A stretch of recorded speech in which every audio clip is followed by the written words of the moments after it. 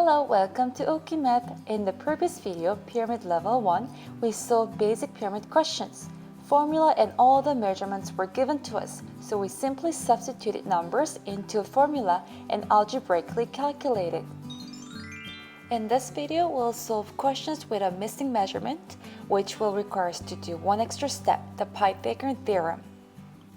Before we jump into the questions, we need to know one important fact, which is that any pyramid, slant height and height form a right triangle inside of the pyramid. I hope my illustration helps. Once we have the right triangle, we can use the Pythagorean theorem to find a missing side length when it's needed. Over the next 5 pyramid questions, I'll show you when and how we use Pythagorean theorem. For all questions, I suggest you draw a pyramid diagram as the first step.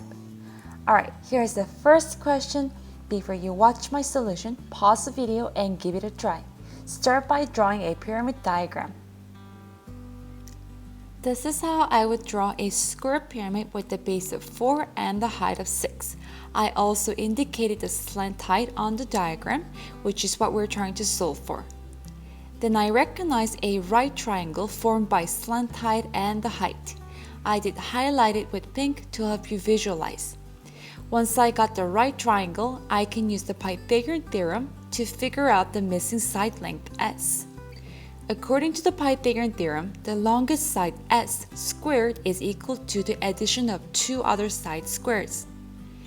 In order to solve for s, I first simplify the equation by squaring the numbers and adding them.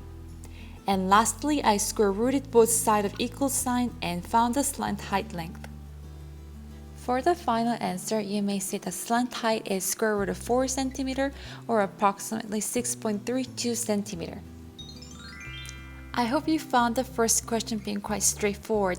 Here's the second question for you. Pause the video, give it a try. Start by drawing the diagram. Did you find that this question is very similar to the first question? I for sure did when I drew the diagram. Here is the square pyramid with a base of 4 and the slant height of 8. I indicated the height on the diagram, which is what we're solving for. Then I recognized that the right triangle is formed by the slant height and the height, just like the previous question. Once I got the right triangle, I knew I can use Pythagorean theorem to figure out the missing side length h. According to the Pythagorean theorem, the longest side squared is equal to the addition of 2 other side squares. In order to solve for h, I first simplified the equation by actually squaring the numbers and subtracted 4 from both sides to have all the numbers on one side and the variable on the other side. Lastly, I square rooted both sides of equal sign and found the height length. For the final answer, you may see the height of the pyramid is square root of 60 meter or approximately 7.75 meter. By now, I hope you feel comfortable with drawing a pyramid diagram and using Pythagorean theorem to solve for a missing side length. Now let's move on from a square pyramid and challenge yourselves a bit with a rectangular pyramid. Try question number 3, starting by pausing the video and drawing a pyramid diagram. Solving a rectangular pyramid is challenging, not because it is mathematically complicated, but because it takes long, which means more chances to make silly mistakes. Here is my rectangular pyramid diagram with the base of 2 by 3 and the height of 5. I also indicated the slant heights on the diagram. If you wonder why I indicated 2 slant heights on the diagram, please continue watching my solution closely. Take a look at these 2 right triangles formed inside of the pyramid by a slant height and the height. Did you notice that they are 2 different right triangles?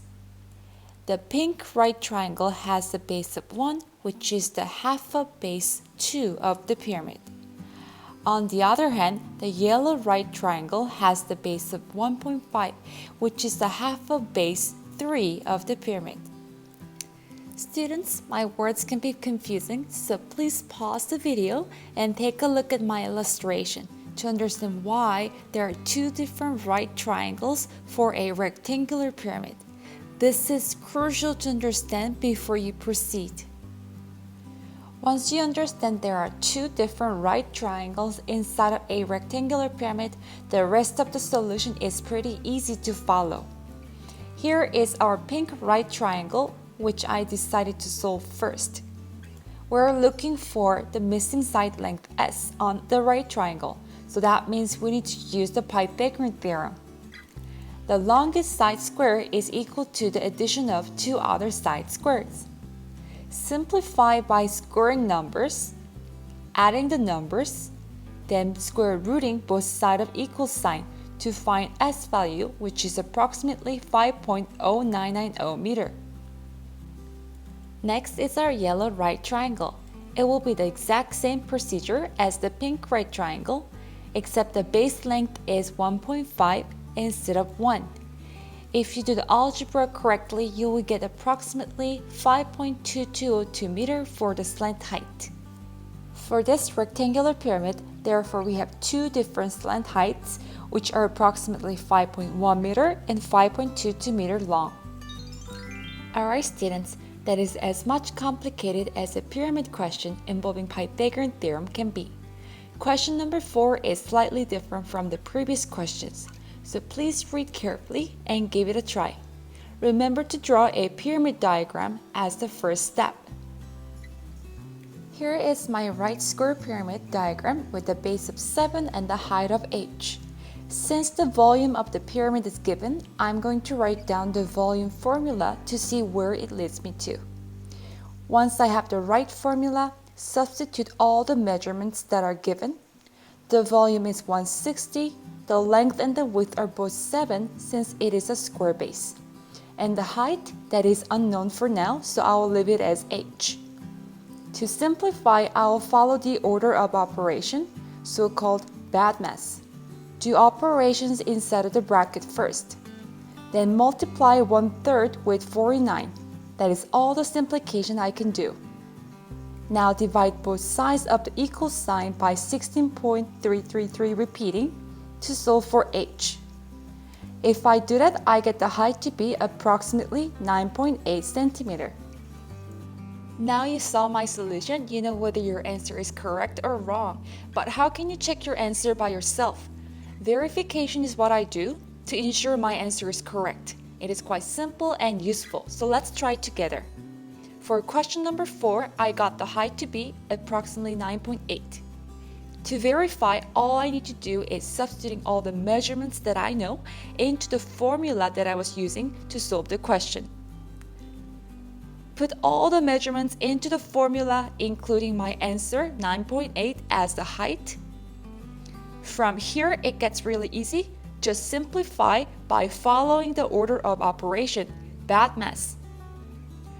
Once you simplify the equation as much as you can, you will have 160 on the left and 160.066 repeating on the right side of equal sign. The numbers are slightly off here by 0.066 repeating because we used the rounded h value, 9.8, not the exact value. Therefore, we can say our height, 9.8, is verified to be the correct answer. After the verification, now we can confidently say the height of a pyramid is approximately 9.8 centimeter. Here is the last question of today. It is similar to the question number 4. So pause the video and give it a try. Here we have a right square pyramid with a base of 4 and a slant height of s. Since the surface area of the pyramid is given, I'll write down its formula. Then I'll substitute all the measurements that I know. The only unknown is the slant height, which I will leave it as s. Simplify the equation by following the order of operation. So start by instead of brackets first. Then multiplication, and that's all the simplification I can do. Now, in order to solve for s, I need to put all the numbers on one side and the variable on the other side. Subtract 16 first to get rid of 16 sitting next to s. And lastly, divide both sides by 8 to solve for s. My final answer, I have 8 feet as my slant height. To ensure our answer, let's verify. Bring back the surface area formula and substitute all the measurements that we know, including our answer 8 for the slant height. Don't make any special movement, but just simplify following the order of operation. Once we simplify all the way, we get 8 is equal to 80, which is true. So this means our answer for the slant height is indeed correct.